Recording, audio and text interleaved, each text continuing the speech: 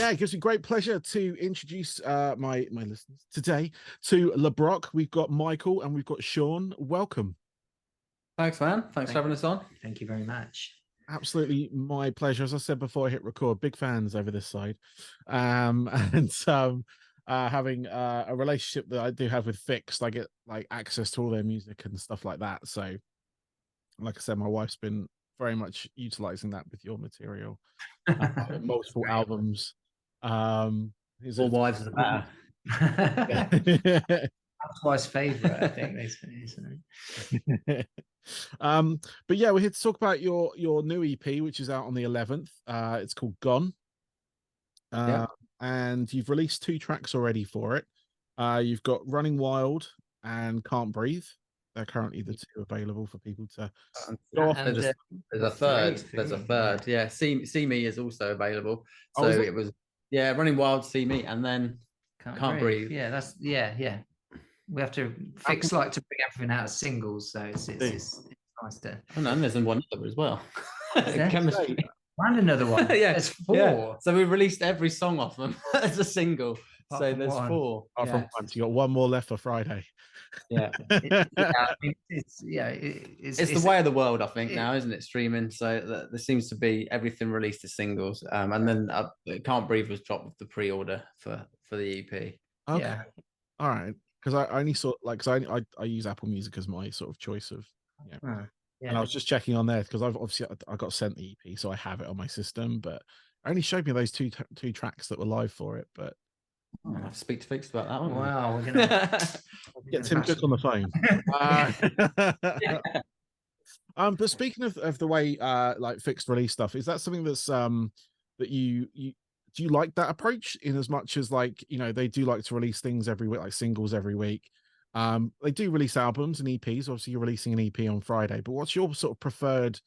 Because I've spoken to a lot of artists about this, but what is your preferred like method of releasing music?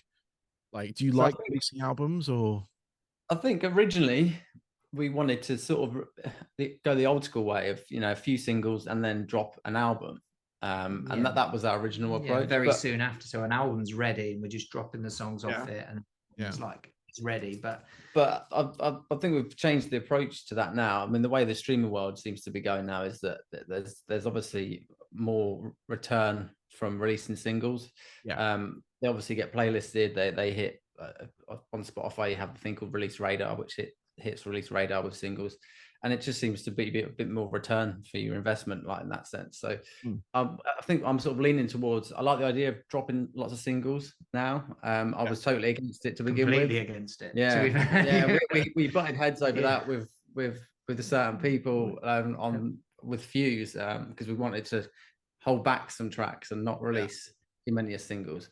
But yeah, we sort of, I don't know if it was the same with you, Shaun, but I've sort of turned around on the idea now, and I'm more all for dropping singles. I love to some of my some albums are just great, you know what I mean, like as an album, but maybe, you know, like the singles aren't as great. So in a way, like, it'd be cool to produce an album, but it's a lot of time, a lot of money, and sometimes you kind of have to disappear for a little while, like in the, maybe not as much now because it's a lot easier to get everything done digitally and stuff like that, but it would be great to just drop an album and see what people think. But, you know, with the streaming world as it is, I think Michael's right. You know, you do need to have something coming out all the time. Like it can be hard work. It just keeps people interested, I think.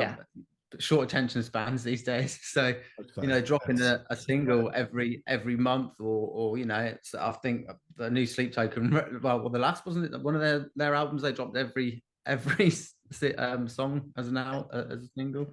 Yeah, they did. It was all the same day, from what I remember. Oh, was it all the same day? I think, or it was day after. It was like one after the other. Like, it was one day. That was it. For 10 days or whatever.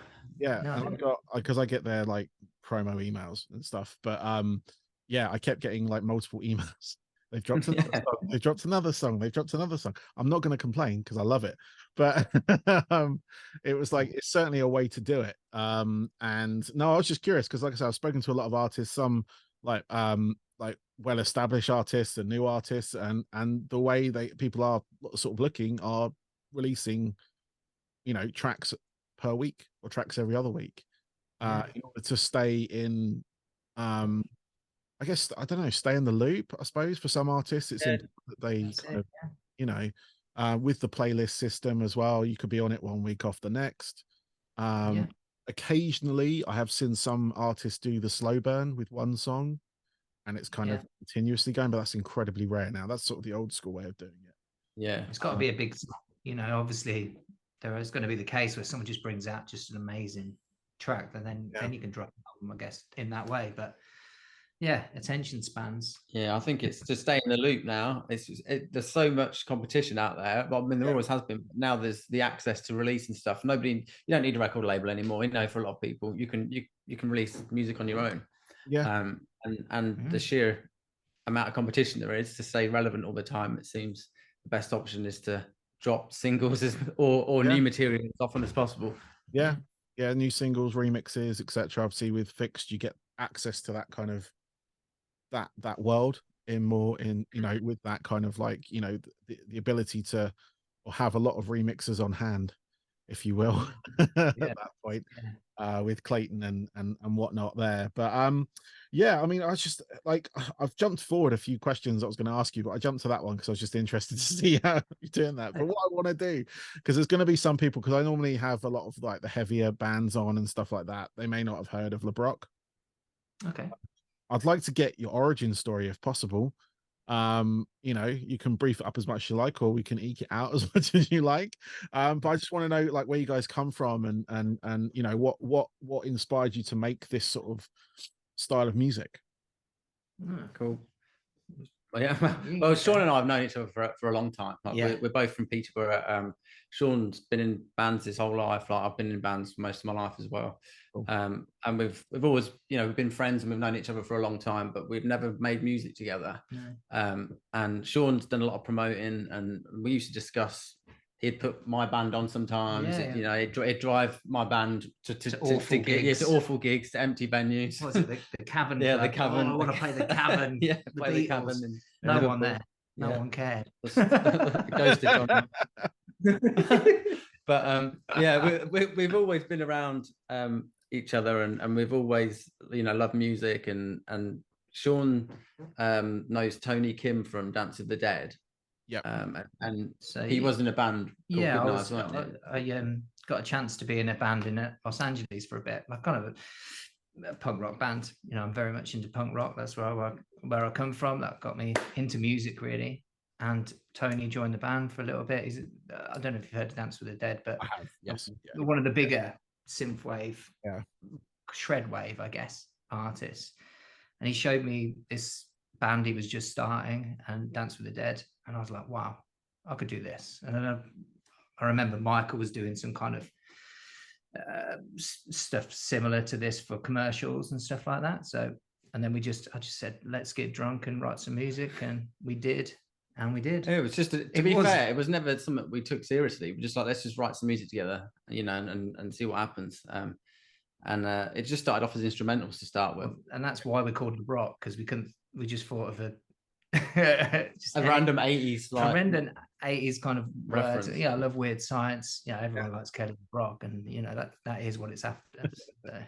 Okay, cool. And then here we are. So I mean, literally, no, that's really cool. I mean, Dance for the Dead. I am aware of that band, and I almost saw them recently. Well, I say recently, a few years ago at the Underworld, but something happened and I didn't. So I was pretty. We played that. Yeah, we played that show. That was our first live show. Oh, was it? I think it was one of our first. Yeah. The only time they played was that them? Yeah, it was. They haven't played at the Underworld since. Yeah, we played. That was our first ever show. I've got the ticket. We didn't come to that, because you would never listen to us ever again if you had. I know what it's like to be in a band. Don't worry, it's first gigs, so it's fine. I've played up in Peterborough as well. I know Peterborough. I don't know it very well, but I played at the Met Lounge. I used to manage there, didn't I? We played there. We probably met at the Met Lounge. Possibly. It was a long time ago. We're talking, I want to say you definitely I was definitely there then. That was the peak. That was when the Metal Edge was good, really good. Yeah.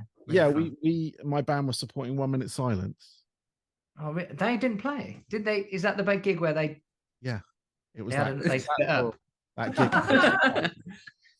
It's still written on the wall. It says, I don't know if who's the lead singer or. Someone wrote something on the wall or something, and it's still there to this day, just about 1 Minute Silence. So yeah, that's crazy. Yeah, no, we were on that tour. We were the support band they took with them, and yeah, what was your band? Zero Cipher. Okay, yeah, it rings a bell. You don't have to remember us; it's fine. No, honestly, I've got a ridiculous memory, so I remember every band that's played. But yeah, I was there. Okay, well, that's cool. I mean, I remember it being just that last gig and then going home on the tour bus. And but I was up in Peterborough recently. Actually, I was up. My wife was at a convention at one of the hotels. Okay. The one just outside of, I guess, the city centre. Anime one. No, it was a plan. It was a conference. It wasn't a convention. Okay. Conference. But it's sort of like a planner hobby thing anyway. But no, I went around Peterborough for a day, so I just walked around. Popped in and got a tattoo. See, I did. I could have. My wife would have killed me, but it would have been fun. Yeah. No, I remember that Peterborough very well on that respect. So yes, it's certainly a town, isn't it, or a city? Yes, it's a city. Been called a lot of things. I'm trying to be nice because I did a little walking tour, and the cathedral was really the only picturesque thing that saw there. You saw it all then. Yeah, that was pretty much it. And then I went back to the hotel after that. So in the top 5 worst cities apparently. Yeah, got knocked off number 1 this year, thankfully. But I mean, I've been to Bradford and stuff like that, and I'm like, it's pretty hard going. I was gonna say I did see that after I was there. That list that popped up. You made it out. I made it out. I was quite happy. Yeah, made it back down south where Actually, I'm not in an affluent area either, so don't worry about that. But yeah, back to this EP. Bring it back on. It's called Gone. It is out on Friday the 11th via Fixed worldwide for everyone that's watching this. If it's out already, go listen to it now. Stop this. Go listen to it. It's fantastic. Actually, most of it's out now anyway. So the best till last, we'll say. Yes. No, the track you left till last is actually really good. And I was explicitly told not to play it on anything until Friday. So but that's fine. But yeah, what do you kind of like? Because obviously you've released you've got, I think, is it 3 albums out now? 2 EPs, one 2 long EPs, and then 1 full album. That was Fuse, wasn't it? That was Fuse. Yeah. And that was it 2021? Yeah, came out. And you sort of, like I say, you've released singles in between here and now. So what is your sort of like, is there any plan with this particular EP, or is it just to sort of get like music back out there? Is there an album in the works? Is there anything like that going on? We've got more music lined up. I think it will probably be another EP after that, after Gone. Shaun's about to start tour. I'm sitting this one out, unfortunately. Just I've had a few health issues recently, so I'll be sitting that one out. But sure, there'll be another guitar player there, and it'll still be a great show. So hopefully people will come out just to support the band and Shaun. But yeah, we've got some other music lined up, which I think will be even stronger than. I think we were kind of, after the album, we're at a crossroads, like as to where to go, because the album's is quite diverse because it was made over a period of time, and we had COVID, blah blah blah. That stood still, so things were kind of, we didn't know where to go after that. You know what I mean? Which I guess is the same for a lot of people in the world. But so this EP took a little bit longer maybe than we thought. I think we don't know what direction, because the album went in a few different ones, right? I think it's a little bit of an extension of the album, in a sense. So it's got a similar diverse songs in there. Like you've got some quite poppy stuff. Like Can't Breathe's quite a poppy track, really, you know. But then we have also got, you know, Running Wild's more of a rocky track. And then Gone is probably the most. I mean, I'm not going to say it's heavy. I wouldn't describe our music as heavy, but it's got a more a darker tone to it as well, and a little bit more in your face than the other tracks. I think it's good that we can't describe our music, you know, in a way. Say, what do you sound like? I'm like, well, I kind of sound like this, and then you sound like this, but then the next song will sound like this. You know, it's quite good. We just sound like LeBrock. I think we've kind of it keeps it interesting, because I did notice that not all your songs, they don't all like sound the same. Like, in as much, like you just said, one's a bit more poppy, one's a bit more rocky, one's got a bit like heavier elements and stuff like that. And your album, previous songs and all that beforehand have always had that kind of switch where, you know, you've got that ability to switch as well, which some bands within various genres, but they can just sort of, they find a formula and then that's kind of it. It works for some people because that's what some people like, you know. But then, you know, my sort of attention span isn't great. So if a band switches it up, it keeps it interesting for me. Which is great. And yeah, no, I was going to ask if Fuse was obviously at the time coming out of when the world shut down. You know, because you released music before it and now you're releasing after, like, that period of time. Has much changed for you in that respect, like when it comes to releasing these? Because obviously you're with the same label, so they changed their attack on how they do stuff. But what, you know, when it comes to, you know, you guys, how has it changed you? I think obviously before COVID, but I think we got together more than we do at the moment. There's a lot of you can apply the same sort of logic to how people are at work now. It's all hybrid, isn't it? People in the office as much anymore, and I think that's one thing we learned, to sort of work apart a little bit more. We've and Shaun's managed, you know, I think you've learned how to do more in the technology sense. I can switch on the iMac now. Yeah, that's it. Everything. Plug in things into the UBS. That's the one. Yeah. So I think, like, for me, lyrically, I've had a lot to be able to use. Like, if you listen to the Gone EP, is literally just by maybe chemistry as well. Like, but like every song is about how, like, emotions and stuff like that people would probably be feeling in and out of COVID, if that makes sense. You know, Can't Breathe is just basically about the stresses and struggles of life. Like, just can't breathe. Running Wild is obviously about being locked away.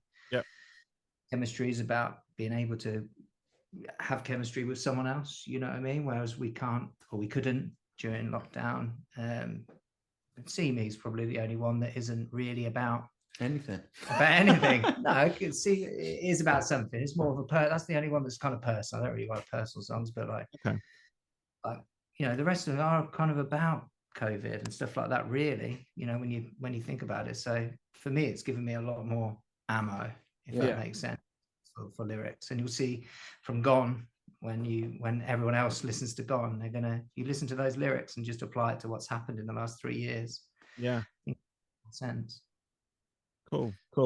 No, I mean, it's been, like I say, I speak to people all the time on here, and it's good sort of seeing how it's changed, or what it's given the artistic community in that respect, because obviously it affects everyone and not everyone can express how they're feeling. But when bands like yourselves and others, where they're writing music about it and you can relate to it, you can, and that helps get that out. It's like, I'm a big sort of advocate for but music and mental health. You know, it's that kind of, like, you know, they're I mean, artists, most art is bought out of suffering, as horrible as that sounds. Look at punk rock, you know, when it came about, the world and poverty, and the similar to now. So hopefully some good solid music that you can believe in, rather than all this churned out crap that's just a face singing someone else's song, you know, hopefully we'll get some good stuff. No, definitely. I mean, that's what I mean. I think we're at that point now where the sort of that good music is coming. Because there are a lot of people got off the bat straight away with it and put a lot, which is fine, but it didn't really relate, didn't really, you know, it just kind of used on certain frustrations and stuff. But now with everything getting back to people going out, people, you know, life, work, etc., all the wheels, cogs turning, it's I don't like using the phrase getting back to normal because it's not.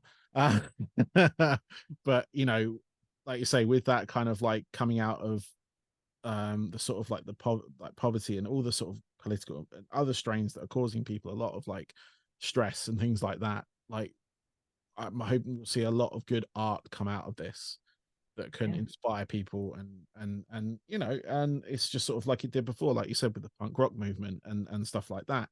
It was born out of that. It was born out of disobeying people in charge who didn't understand who we were. You know, and I mean, I was a kid at the time. I was born in the 80s, so I've got older brothers and sisters, and I could see it through them. But it was, yeah, no, it's just I think now is a good. It's going to be a good. It's going to be like I feel like it's a big word, but renaissance of music coming. Yeah, no, exactly. Maybe we'll have to do a punk rock album. Yes, you will. For that. Easy. And then on the Del Ballad album. Yeah.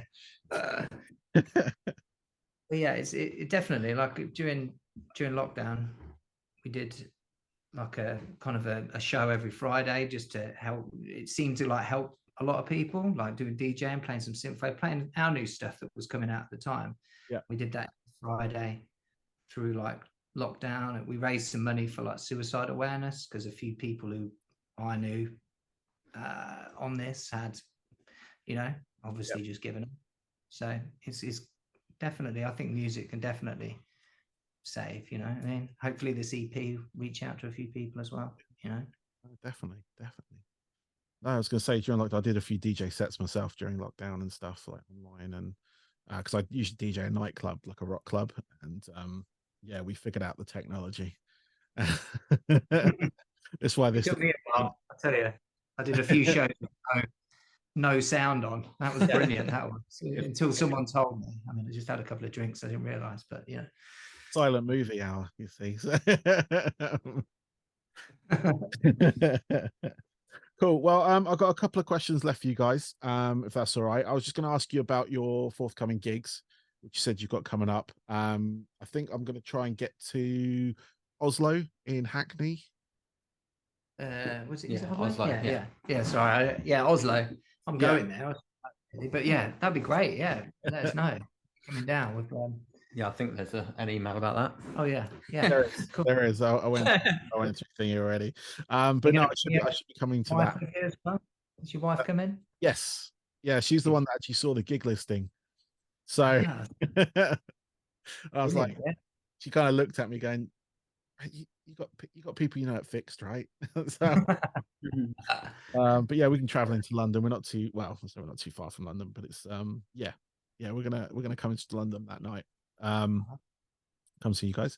But yeah, no, it's if you got any other shows coming up, you got a tour coming up or anything like that, or just got these few shows as Michael's had some issues, so you're not. Yeah, I won't be there unfortunately, but you know, it's still gonna be good. Yeah, I've got one of my very old friends to jump in on guitar, and looking forward to it. We got all the hits.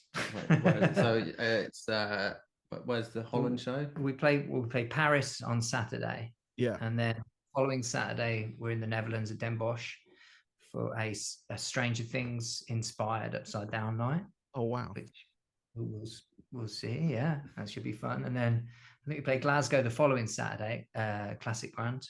Yeah, Classic Grand, and then Oslo and London on the 29th. So it's just Saturdays. We were just trying to hit some major cities. Yeah. No Peterborough, surprisingly. Fall under that. Great city, we said. Not yeah, I know what you mean. It's gone to number 4 in that worst places to live now. It's brilliant. Yeah, it's getting up Just there. from The only way is up. So yeah, my final questions for you guys. If I could get like well, I always ask everyone, these are my closing questions, but I like to get albums that are your most pivotal albums. So not necessarily your favorite album, but an album that really changed the way you kind of like approach, or the one that inspired you to take up music, or got you into the sort of like punk rock movement or the synthwave movement or anything like that. I was just wondering if you have anything off the top of your head, a couple of albums that you kind of, you know, you can say, right, I was like, you know, 5, I heard Final Countdown by Europe, and I thought I want to do that. Scatman John. Was it Scatman John? Brilliant. I think for me, it's a completely different genre altogether, but it was What's the Story, Morning Glory by Oasis. That's okay. They taught me to play guitar. Like as a teenager, it was that was something I've never seen before. Like that. And if it wasn't for my friends telling me to listen to them, because at the time I wasn't really even into the music that much. Yeah, everybody was talking about this band, and I was like, oh, I better listen to them, you know, to just sort of to try and be popular or part of the crew. And then I listened to this album so many times that it was just embedded in my brain, and that I just thought I'd pick up a guitar and learn how to play guitar, and luckily their music's piss easy to play. Yeah, so someone else probably. So. But I mean, it was a good way of learning. If you can play the songs that you like, I think that's such a good way of keeping at music. Because I remember as a kid, my dad buying me a guitar and trying to teach me the classical way, you know, with reading notes off a page, that songs you just didn't care about. But when I could pick up a guitar and play the music that I was listening to as a kid that I loved, it made things that much better, and you have more sort of desire to keep at it. But yeah, they're Oasis for me. That not so much anymore. I've no interest in them at all anymore. I never liked Oasis, but but they were the band that got me into music. So you know, at the end of the day, I own them. You've got to appreciate them for what they are. You know what I mean? Yeah, definitely. But I think for me, it was definitely like the lead singers for a start. Like Appetite for Destruction is song for song, I think one of the best albums. Yeah. It's just absolute. You can like hear the heroin in that album, but you can. It's like it's unadulterated filth the whole way through. It's not like there's no fakery in that album, is there? I just was like, oh, I want to be Axl Rose. Probably not now, but I mean, then I was like, whoa. I mean, I didn't really know about the heroin then, but like, just in general, just the music, just like, oh, he's like, fuck yeah, you know, that, and then Smash by The Offspring. I got that on tape at school. Someone said, oh, listen to this, it's amazing. It's this new band. It wasn't that new, to be fair, but like gave me, I was like, holy what the hell is this? Like, this guy has got a voice that no one can replicate, and they've got just great songs. I think similar to like Oasis in a way, like the way that they write their songs, you know what I mean? They know how to hook you in. Yeah Again, relatively sort of like easy to replicate or play. When it comes to, I mean, Offspring is like when I took up bass guitar, I went to this like a music school to learn bass. And I think it was actually Pretty Fly for a White Guy was one of the tracks I learned on that thing. And it was incredibly fun to play, but very easy. And I think that's what makes the difference, like you said, with Oasis.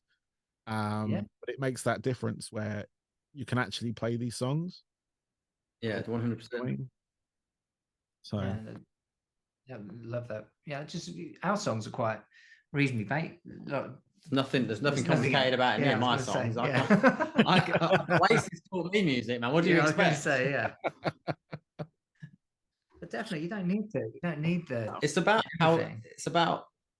being able to connect with people. So I do find that if you're going to write overly complicated music, you're limited to people who understand that music a little bit more. That's my excuse for writing really crap music, but I just think if you can write a good hook, or you know, the melody to me is the most important thing. Something that can connect with people. not to make it out as if people wouldn't understand music if it was more complex, but you've got access to a broader range of people. I think a nice melody is going to be more appealing than 1,000 notes written at a really weird tempo to which is going to appeal to a smaller amount of people. Yeah, I mean, our next album is a Tool concept album. So spoken word jazz odyssey. Yeah. Brilliant. Well, finally, what are your hobbies away from music? So when you're not doing stuff under the name LeBrock, what do you guys do for fun, or away from music? Nothing. You don't do I don't have any. I really like cars, to be honest. Yeah, max power. Well, come on, it's not that bad. But no, I enjoy cars and stuff like that. But music takes up most of my time, like my free time, to be fair. So if it's not writing music for LeBrock, I would just be writing some other crap. Like, that's just as simple and inspiring. It's nice to. Yeah, music is a big part. I mean, I tattoo, so all my time's taken up drawing. I do like cartoon, obviously, Disney tattoos and stuff like that. So that's my thing. But then, just watching horror movies for me, and listening to soundtracks. So nothing major. Music's big part, really. It comes back to music, I think, at the end of the day. Like, so I mean, LeBrock's like the main thing, but Shaun's got his own sort of side project thing going on as well, where. Was it House of Serpents? House of Serpents, just it's like horror related kind of songs, stuff like that, like soundtrack. I see you got a Dawn of the Dead thing in the background. Very much love that soundtrack. The soundtrack for that is amazing. What's your what your favorite horror movies? What are your I go through phases. So at the minute I'm on Italian Giallo ones. Obviously Dario Argento did the Dawn of the Dead stuff as well. But I've been watching them constantly. But I like all my stuff. I mean, Teen Wolf and stuff like that as well. Everything. I watch like 5 movies a week quite easily. Okay, nice. But kind of thing at the minute. Excellent. I used to work in a video rental store when I was younger, and I just watch movies all the time, so I'm a big movie fan. So the magic of going and renting a film. That's there's so much excitement with renting a film. Like, I think that people will never know that now, will they? Which is a shame. That's how I met my wife. How we kind of bonded, was just going on a Friday night and grabbing a video, a DVD or whatever. You know what I mean? Like, so cool to work in one of those. Good, because it was an independent one as well, so it wasn't like a chain, like a Blockbuster or anything like that. So nostalgia. That's it's part of LeBrock, really, because obviously we're from an era. That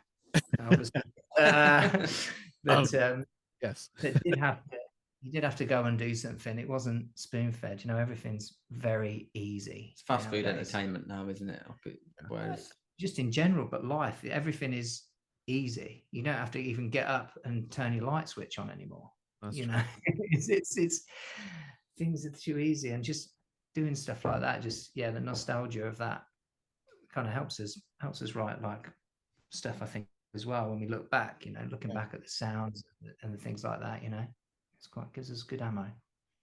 Well, Michael, Shaun, thank you very much. It's been a pleasure speaking to you guys. Good luck with the EP. It's out on Friday, 11th of April, everyone. It's called Gone. The band is LeBrock. And thank you guys. Thanks very much, man. Thank you very much. Cool. We'll see you in London. Yes, definitely.